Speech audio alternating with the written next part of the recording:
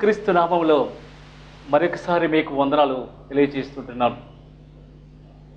గత వారము మనము అవిధేయత అనేటువంటి విషయాన్ని గురించి మాట్లాడుకున్నాం. దేవుని చేత అభిషేకించబడి రాజుగా చేయబడి అవిధేయత వల్ల మరి ఎంత నష్టపోయాడో మనం సౌలు గురించి తెలుసుకున్నాం. అయితే ఈ వారము ఈ కార్యక్రమంలో విధేయత అనేటువంటి మాటను గురించి మనం తెలుసుకుందాం. ప్రియమైనటువంటి మరి వారలారా, విధేయత అనేది దేవునికి చాలా ఇష్టమైనది. ఎందుకంటే మన ప్రభుని యేసుక్రీస్తు కూడా పరలోకమందు తండ్రి యొక్క చిత్తము భూమి మీద నెరవేర్చడానికి శిలువ మరణము పొందినంతగా విధేయత కలిగి ఈ లోకంలో జీవించాడు మనకు మాదిరిగా. కనుక ఆయన బిడ్డలమైన మనము అన్ని విషయాల్లో కూడా విధేయత కలిగి ఉండాలి అని దేవుని వాక్యము హెచ్చరిస్తున్నది. ఈ దినము దావీదు రాజుని గురించి తెలుసుకుందాం. దావీదు ఎంతగా దేవునికి విధేయత చూపించాడో మనకు తెలుసు. అందుకే చివరికి వచ్చినప్పుడు ఒక మాట మనం జ్ఞాపకం చేసే ముందు మీకు జ్ఞాపకం చేస్తున్నాను. దావీదు నాకు ఇష్టమైన మనుష్యుడు, నా హృదయానుసారుడని దేవుడు చెప్పగలిగాడు. కారణం ఏంటంటే ఆయన విధేయత కలిగిన వాడు. దావీదు చిన్న వయసు నుండి బహుశ్రేష్టమైన బుద్ధి కలిగిన వాడు. చిన్న వయసు నుండి దేవుని సన్నిధిలో ప్రార్థించేవాడు, దేవునికి విధేయత కలిగి జీవించేటువంటి వాడు. గనుకనే సౌలు అవిధేయుడైనప్పుడు సమూయేలు ప్రవక్తకు చెప్పాడు, నాకు ఇష్టమైన మనుష్యుడున్నాడు, వెళ్ళి అతన్ని అభిషేకించు అని. ప్రియమైనటువంటి వారలారా, సమూయేలు ప్రవక్త యెషయా దగ్గరికి వెళ్ళాడు. యెషయా తెలుసు కదండి, 8 కుమారులు. కానీ మొదట అందరినీ సమూయేలు ప్రవక్తకు తీసుకొచ్చినప్పుడు సమూయేలు అనుకున్నాడు ఇతరే అనుకున్నాడు. కానీ ప్రభు ఒప్పుకోలేదు. ప్రభు అన్నాడు, నేను ఏర్పరిచిన పడిన వాడు ఉన్నాడని. అయితే ఒక విషయాన్ని మనం వరకు గమనించాలి. ఏంటంటే దావీదు వస్తూ ఉన్నప్పుడు సమూయేలు ప్రవక్తకు తెలియచేశాడు దేవుడు, ఇతడే. ప్రియమైన వాళ్ళారా, మనుషులను చూసి లోకంలో అనేక మంది గౌరవిస్తారు. కానీ దేవుడైతే హృదయములను గమనించేవాడు. మనుషులు లక్ష్య పెట్టేవాడిని దేవుడు లక్ష్య పెట్టడు.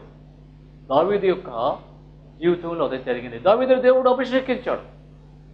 మీరు ఒక విషయాన్ని ఆలోచించాలి. ఇక్కడ దేవుడు అభిషేకించిన తర్వాత సమూయేలు ద్వారా సుమారు 20 సంవత్సరములు సింహాసనం మీదకి వెళ్ళలేదు, రాజు కాలేదు.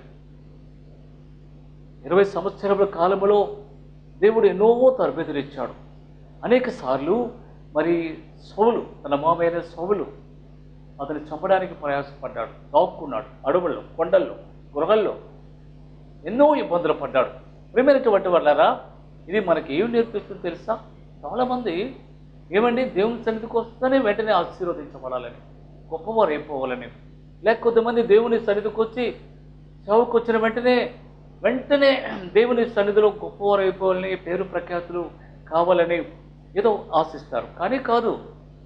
దేవుడు తను ఏర్పాటు చేసిన వారికి తప్పకుండా తరబేతి ఇస్తాడు. అనేకమైన విషయాలు నేర్పిస్తాడు, నెలకొడతాడు. ఈరోజు మీరు గమనించండి, ఈరోజు ఈ చిన్న కార్యక్రమము ద్వారా నిలబడి మీ ముందు వాక్యం అందించడానికి ముందు దేవుడు ఎన్నో విషయాలు నేర్పించాడు. ఆకలి అంటే ఎలాంటిది, వస్త్రహీనత ఎలాంటిది, బాధలు ఎలాంటివి, అవమానాలు ఎలాంటివి, కష్టాలు ఎలాంటివి, అన్ని విషయాలు దేవుని సన్నిధిలో మొదట ఆయన తరబేతించిన తర్వాతనే సరైన సమయం, పరలోకం ముందు దేవుని సన్నిధిలో ఒక సమయం అనేది ప్రతి ఒక్కరికి. అందుకే రాస్తున్నాడు పత్రికలో ఎక్కువ అనుకుంటాడు, తగిన సమయమున ఆయన మిమ్మల్ని హెచ్చించులాగున ఆయన బలిష్టమైన చేతి కింద దీన మనస్కులై ఉండుడి అని. కనుక ఒక సమయము అనేది దేవుడు మన కొరకు ఏర్పాటు చేశాడు. ప్రతి ఒక్కరు అంతవరకు దాగి ఉండాలి. మనల్ని మనం హెచ్చించుకుంటే తగ్గించబడతాం, పడిపోతాం.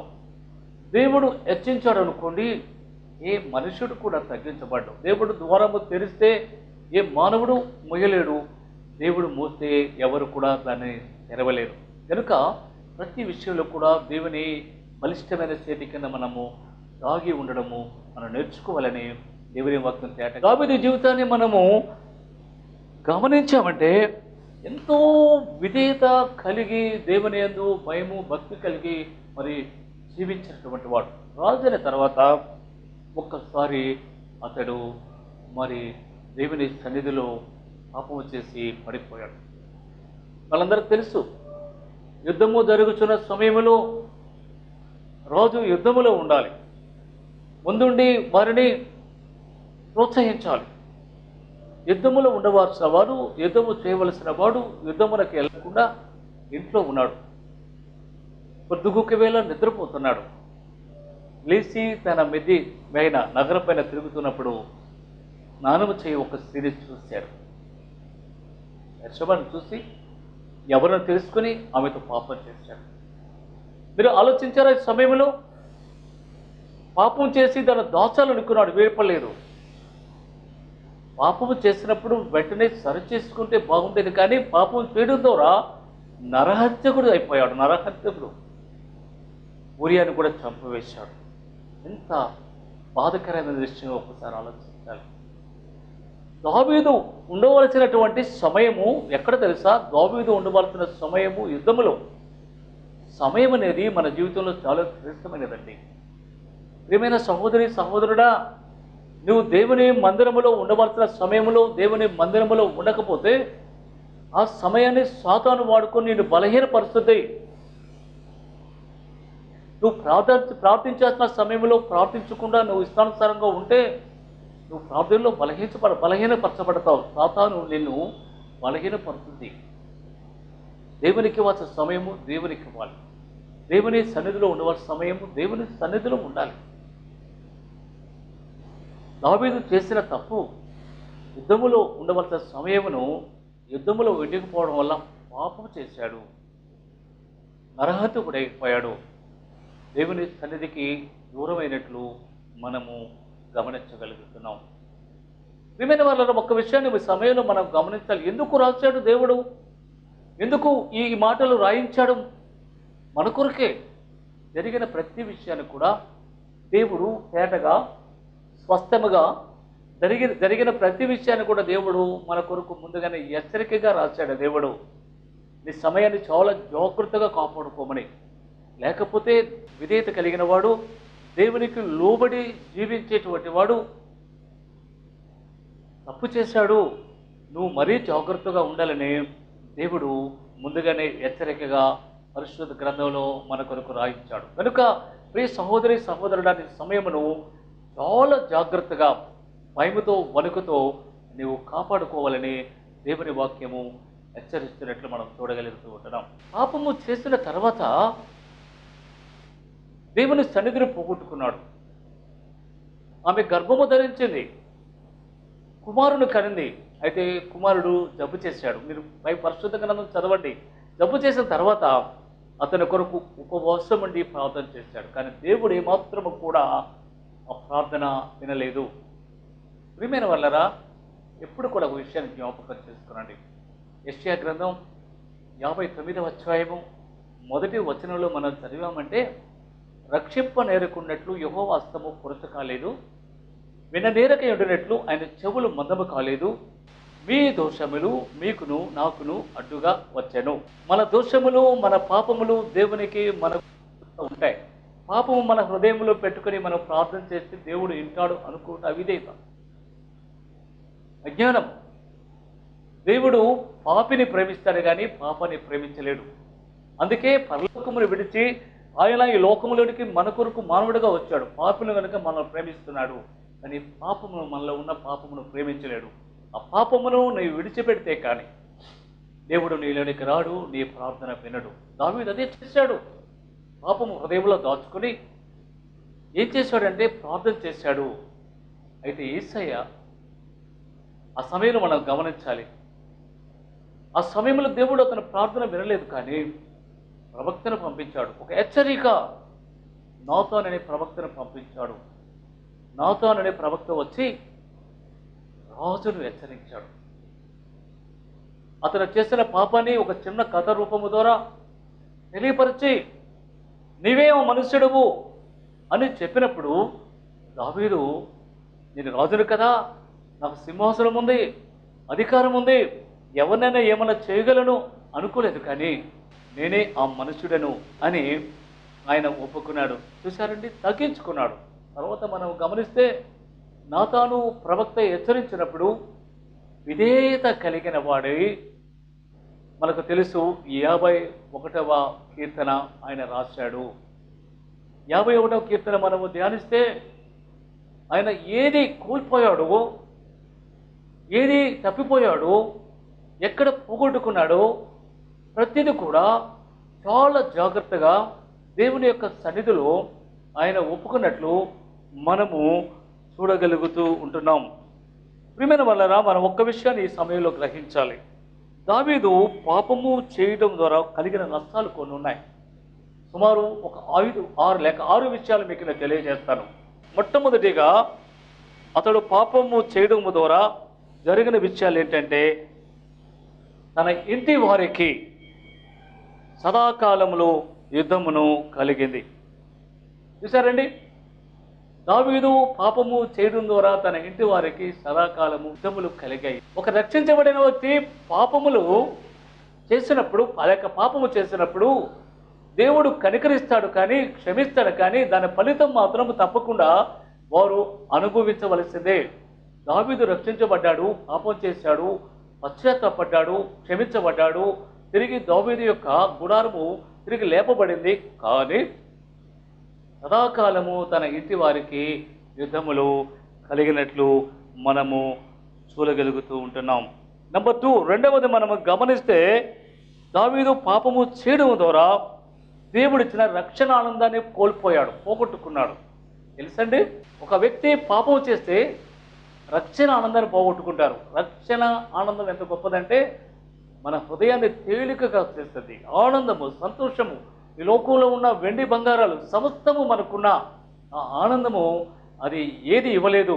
ప్రభు ఇచ్చే రక్షణ ఆనందము ఎంతో ఎంతో మధురముగా, సమాధానంగా, సంతృప్తిగా ఉంటుంది.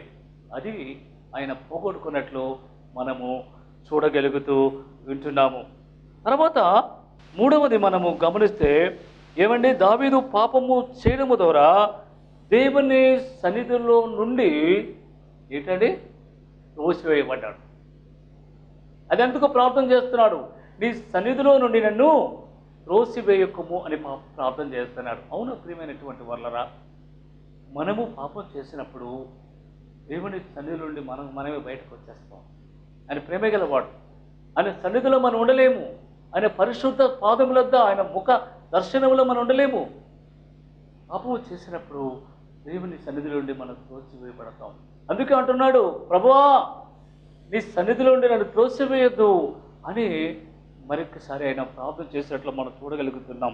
ప్రియమైనటువంటి వాళ్ళరా, మరి దావీదు పాపం చేసినప్పుడు నాలుగవది మీ జ్ఞాపకం చేస్తున్నాను. ఏంటి అంటే, దేవుని సన్నిధిలో ఆయన ప్రార్థన వినబడలేదంట. అర్థమైందండి? దావీదు పాపము చేయడం ద్వారా నాలుగో కార్యము, దావీదు చేసే ప్రార్థన దేవుని సన్నిధికి వెళ్ళలేదు. చూసారా, మన పాపము ఆయనకు మనకు అడ్డుబండగా నిలబడుద్దని మరొకసారి మీకు జ్ఞాపకం చేస్తున్నాను. చాలామంది ఈ రోజుల్లో పాపం చేస్తూ ప్రార్థన చేస్తూ ఉంటారు. ఎలా చేస్తారో అర్థం కాదు. నిజముగా దేవుళ్ళో ఉన్నవారు ప్రార్థన చేసేవారు పాపము చేయలేరు, పాపము చేసేవారు ప్రార్థన కూడా చేయలేరు. కనుక తప్పనకుండా ఏమండి, మనము మన ప్రార్థన ఎంత చేసిన దేవుని సన్నిధికి వెళ్ళదు అని దావీదు గ్రహించి దేవుని సన్నిధిలో ప్రార్థన చేస్తూ ఉంటున్నాడు. ఐదవది, మనము గ్రహించినప్పుడు తన ఇంటికి శాపాన్ని తెచ్చుకున్నాడు. ఎంతవరకు తెచ్చుకున్నాడో తెలుసండి? పాపములో పుట్టినటువంటి బిడ్డ మరణించినట్లు మనము చూడగలుగుతున్నాం. శాపము అతని మీదకి వచ్చినట్లు మనం చూడగలుగుతుంటున్నాం. ప్రియమైన వాళ్ళరా, మనం అనుకుంటాం, మనకు తెలియదు, ఏ పాపం చేశానులే ఇంటికి వచ్చాను అనుకుంటాం, పాపం చేశానులే బాగానే ఉన్నాం అనుకుంటాం, ఎంత పాపం చేసినా ముందులాగే ఉన్నాం అనుకుంటాం. మనకు తెలియదు, కానీ శాపం అనేది మన బిడ్డల మీదకి వస్తున్న విషయాన్ని మనం జ్ఞాపకం చేసుకోవాలి. చాలామంది పాపం వచ్చేసి ఏంటండి, బిడ్డల ఒళ్ళో దోషాన్ని కుమ్మరిస్తున్నారు. నిర్గమకాండము 20వ అధ్యాయము 5వ వచనంలో అనేకసార్లు మనం చదివాం. ఏంటండి, తల్లిదండ్రుల దోషము బిడ్డల ఒడిలో కుమ్మరించబడును. తప్పించుకోలేరండి. తల్లిదండ్రుల వల్ల అనేక మంది బిడ్డల దినము శాపాన్ని అనుభవిస్తున్నారు. తల్లిదండ్రులే కారణము. తల్లిదండ్రులు దేవుని యందు భయము భక్తి లేకపోవడం వల్ల, తల్లిదండ్రులు దేవుని యందు విధేయత కలిగి ఉండకపోవడం వల్ల బిడ్డల ఒడిలో శాపమును కుమ్మరిస్తున్నట్లు మనం చూడగలుగుతూ ఉంటున్నాం. కనుక మరి అదే జరిగిందండి. ఆరవదిగా చివరిదిగా ఒక మాట మీకు చెప్పాలని ఆశపడుతూ ఉంటున్నాను. ప్రియమైన వాళ్ళరా, దావీదు పాపము చేయడము వలన జరిగిన కార్యము ఏమిటి అంటే, శత్రువుకు అవకాశం ఇచ్చాడు. శత్రువులకు గొప్ప హేతువు కలుగ చేశాడు. అంటే మనం పాపం చేయడం ద్వారా శత్రువు సాతానే కాదు, మరి దేవుని ఎరగని బిడ్డలు అనేక మంది దేవుని నామమును ఏం చేస్తారండి, దూషిస్తారు మనల్ని బట్టి. దావీదు పాపము చేయడం ద్వారా శత్రువులకు అవకాశాన్ని ఇచ్చాడు. కనుక దేవుని బిడ్డలమైన మనము ప్రతి విషయాన్ని చాలా జ్ఞాపకంగా దేవుని యొక్క సన్నిధిలో భయము భక్తి కలిగిన వారుగా ఉండాలి. మరొకసారి మీకు నేను జ్ఞాపకం చేస్తున్నాను. దావీదు పాపము చేయడం ద్వారా జరిగిన కార్యాలు మీకు జ్ఞాపకం చేస్తున్నాడు. మొట్టమొదటిగా తన ఇంటి వారికి ఏమైందండి, సదాకాలము యుద్ధములు కలిగాయి. దావీదు కుటుంబంలో యుద్ధములు రావడానికి కారణము దావీదే. జాగ్రత్త, పాపం చేస్తే నీ కుటుంబం నెమ్మదిగా సమాధానంగా ఉండదు. కుటుంబంలో ఉన్న ప్రతి వారు కూడా ఏమండి, అసమాధానముతో పోట్లాడుతూ జీవిస్తారు. నీవు దేవుని యందు విధేయత కలిగి జీవిస్తే తప్పకుండా ఒక నీ విధేయతను బట్టి అనేక మంది నీతిమంతులుగా చేయబడును అని రోమీలకు రాసిన పత్రిక 5వ అధ్యాయంలో మనం చదవగలం. ఒక నీ విధేయత అనేక మంది నీతిమంతులుగా చేయను. నీ విధేయత కలిగితే తప్పకుండా ఏమండి, నిన్ను బట్టి నీ కుటుంబంలో ఉన్నవారు యుద్ధములు కాదు కదా, సమాధానాన్ని కలిగి ఉంటారు. రెండవది, మరొకసారి మీ జ్ఞాపకం నేను చేస్తూ ఉంటున్నాను. రెండో విషయం ఏంటంటే, దావీదు పాపము చేయడం ద్వారా రక్షణ ఆనందాన్ని పోగొట్టుకున్నాడు. ఏమైనా వాళ్ళరా, దేవుడిచ్చే రక్షణ ఆనందము చాలా గొప్పది. పాపం చేసినప్పుడు మన హృదయంలో దేవుని రక్షణ ఆనందం ఉండదు కదా, అసమాధానం కలిగి నెమ్మది లేని పరిస్థితి, పాప భీతితో మనం జీవిస్తాం. వెనుక రక్షణ ఆనందాన్ని మనం కాపాడుకోవాలి. మూడవది, నేను మరొకసారి జ్ఞాపకం చేస్తున్నాను. దావీదు పాపము చేయడం ద్వారా దేవుని సన్నిధి నుండి త్రోసివేయబడ్డాడు. మనము దేవుని సన్నిధిలో ఉండాలంటే, దేవునిలో ఉండాలంటే, ఆయన మనలో, మనం ఆయనలో ఉండాలంటే తప్పకుండా మనము పాపము చేయకూడదని దేవుని వాక్యం హెచ్చరిస్తూ ఉన్నది. తర్వాత నాలుగవది మనము గమనించామంటే, ప్రియమైన సహోదరి సహోదరుడా, మరి ప్రత్యేకంగా దావీదు పాపము చేయడము ద్వారా మరి జరిగిన విషయం ఏంటంటే, రక్షణ ఆనందాన్ని ఆయన పోగొట్టుకున్నాడు. మళ్ళీ తర్వాత పరిశుద్ధాత్మలో నుండి తోసివేయబడ్డాడు. పరిశుద్ధాత్మలో నుండి ఆయన తోసివేయబడ్డాడు. ఐదవది మనము గమనించాము. ఐదవది ఏంటంటే, పాపము చేయడం ద్వారా ఆయన ప్రార్థన దేవునికి వినపడలేదు. ఆరోది మనం గమనించినట్లయితే, ఆరోది ఇతరులు దేవుని నామాన్ని దూషించడానికి ఆయన కారుకుడయ్యాడు. నువ్వు దేవుని నామము దూషణపాలు చేయడానికి కారుకుడుగా ఉండకూడదు. నిన్ను బట్టి దేవుని నామం మహిమపరచబడాలని మరొకసారి దేవుడు జ్ఞాపకం చేస్తున్నాడు. ప్రియ సహోదరి సహోదరుడా, చివరిగా నేను మరొకసారి మీకు జ్ఞాపకం చేస్తుంటున్నాను. దావీదు విధేయత కలిగిన వాడు. ప్రవక్త హెచ్చరించినప్పుడు లోబడ్డాడు. దేవుడు హెచ్చరించినప్పుడు లోబడ్డాడు. మీరు గమనించండి, దావీదు లోబడి విధేయత చూపి తన జీవితాన్ని సరిచేసుకుని 51వ అధ్యాయము కీర్తనల గ్రంథం 51వ అధ్యాయము ద్వారా తన పాపములు ఒప్పుకొని సరిచేసుకున్న తర్వాత జీవితాంతము ప్రభు కొరకు నమ్మకంగా జీవించగలిగాడు. జీవితాంతము చివరి సమయంలో ఒకసారి మనము గమనించానంటే మరణ సమయంలో వృద్ధాప్యంలో ఉన్నప్పుడు ఒక మాట అని చెప్పగలిగాడు. ఏంటి ఆ మాట అంటే, ఏమండి, లోకులందరూ పోల్చిన మార్గములో నేను పోగుచున్నాను అని ధైర్యంగా చెప్పాడు. ఎక్కడండి? దేవుని సన్నిధికి వెళుతున్నానని తన కుమారుడు కూడా చెప్పాడు. కాబట్టి నీవు ధైర్యము తెచ్చుకొని నిబ్బరము కలిగి ఉండమని సొలొమోనుకు రాజ్యాన్ని చెప్పాడు. ఇంకొక మాట చెప్పమంటారా? సొలొమోను రాజు అవడానికి కారణము దావీదే. దావీదు యొక్క నమ్మకత్వము, దావీదు యొక్క విధేయతను బట్టి తన కుమారుడైన సొలొమోనుకు సింహాసనాన్ని దేవుడిచ్చాడు. చివరగా దావీదు బట్టి దేవుడు చెప్పిన గొప్ప మాటలు ఏంటంటే, నా హృదయానుసారుడు. దేవుని హృదయము ఎంత గొప్పదండి, ఎంత ప్రేమ కలిగిన హృదయం. దావీదే ఏమండి, దావీదుని బట్టి దేవుడు చెప్తున్నాడు ఏమంటే, దావీదు నా హృదయానుసారుడని. ప్రియ సహోదరి సహోదరుడు, ఒక్కసారి నువ్వు ఆలోచించాలి. ఏంటి తెలుసా? ఎలా ఉన్నావు? విధేయత కలిగి ఉన్నావా? విధేయత కలిగిన జీవితం నీకుందా? ఎవరైనా దేవుని సేవకులే కానీ ఎవరైనా నీ తప్పును చూసి హెచ్చరించినప్పుడు, గద్దించినప్పుడు, నీ దుఃఖమని చెప్పినప్పుడు ఎలా ఉంది నీ ప్రవర్తన? ఎగురుపడుతున్నావా? కోప్పడుతున్నావా? తిరుగుబాటు చేస్తున్నావా? దావీదు వలె విధేయత కలిగి ఉన్నావా? యేసు ప్రభు శిలువ మరణము పొందినంతగా విధేయత చూపించాడు కనుక ఈరోజు లోకంలో ప్రతి ఒక్కరికి కూడా పరలోక రాజ్యానికి వెళ్ళడానికి మార్గాన్ని ఏర్పాటు చేశాడు. మరణమా నీ ముళ్ళు ఎక్కడా? మరణమా నీ విజయం ఎక్కడా? మరణపు ముళ్ళును విరిచాడు. ఆయన మరణము ద్వారా మనకు జీవమును యేసు ప్రభు అనుగ్రహించాడు. ప్రియమైన సహోదరి సహోదరుడా, నీ విధేయత వల్ల అనేక మంది నీతివంతులు కావాలని దేవుడు ఆశపడుతున్నాడు. ఒకవేళ ఇంతవరకు విధేయత లేకపోతే దావీదు వలె తగ్గించుకో. నీ జీవితం ఎక్కడ పడిపోయావో, ప్రకటన గ్రంథం 2వ అధ్యాయంలో అనేక సార్లు మనం వినుంటాం.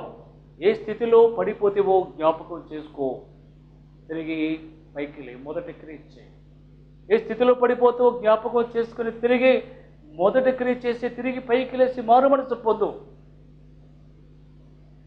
కృపగలిగిన దేవుడు ఈ సమయం నీ కొరకే మాట్లాడాడు. ఒక్కసారి నీ జీవితాన్ని సరి చేసుకో. ప్రార్థన చేసుకుందాం. అందరూ తలలు వంచండి. ప్రియ సహోదరి సహోదరుడా, ఇంతవరకు దేవుడు నీతో మాట్లాడాడు. ఏ స్థితిలో ఉన్నావు? విధేయత కలిగి ఉన్నావా? జీవితాన్ని సరిచేసుకునే స్వభావం ఉన్నదా? ఎంతో భక్తిపరుడైన దావీదే సమయమును వ్యర్థం చేసుకొని పాపంలో పడ్డాడు. ఈ సమయాన్ని చాలా జాగ్రత్తగా నువ్వు కాపాడుకోవాలి. ఈ సమయము దేవునికి ఇవ్వకపోతే సాతాను నీ సమయాన్ని దొంగిలిస్తుంది, నిన్ను బలహీనపరుస్తుంది, తన కబంధ హస్తాలను తీసుకొని నాశనం చేస్తుంది. ఈ సమయమును సద్వినియోగం చేసుకో.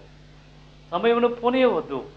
పరిశుద్ధ దేవునితో సంబంధము కలిగి నిత్యము జీవించడానికి ఆశ కలిగి ముందుకు వెళ్ళు. దావీదు పాపము చేయడం ద్వారా సుమారు 6 విషయాలు దేవుడు మనతో చూపించి మాట్లాడాడు. నువ్వు పాపం చేస్తే తప్పకుండా దావీదుకి ఇచ్చినటువంటి ఆ కార్యాలు, దావీదు జీవితంలో జరిగిన కార్యాలు నీ జీవితంలో తప్పకుండా అనుభవిస్తావు. అది అనుభవించుట దేవునికి ఇష్టం లేదు కనుక ఇప్పుడే నీ జీవితాన్ని సరిచేసుకో. కృపగలిగిన దేవుడు దినము తప్పకుండా నీకు సహాయం చేస్తాడు. కళ్ళు మూసుకొని ప్రార్థనలు ఏకీవించండి. ప్రేమ కలిగిన యేసయ్యా, నీ పాదాలకు వందనాలు ప్రభా. ఈ సమయంలో నువ్వు తేటగా విధేయత కలిగి ఉండమని మాతో మాట్లాడావు. ఎంతమంది బిడ్డలు ఈ సమయంలో విధేయత కొరకు ప్రార్థిస్తున్నారు? బలపరచండి తండ్రి. విధేయత కలిగి నీకు ఇష్టమైన బిడ్డలుగా నీ రాజ్యమునకు వారసులకు మీరు సహాయం చేయండి. ప్రతి బిడ్డను దీవించి ఆశీర్వదించండి. ప్రతి కుటుంబమును దీవించి ఆశీర్వదించండి. మీకే స్తుతి, ఘనత, మహిమ, ప్రభావములను చెల్లిస్తూ యేసయ్య నామమున ప్రార్థన చేయించున్నాము తండ్రి. ఆమేన్. God bless you.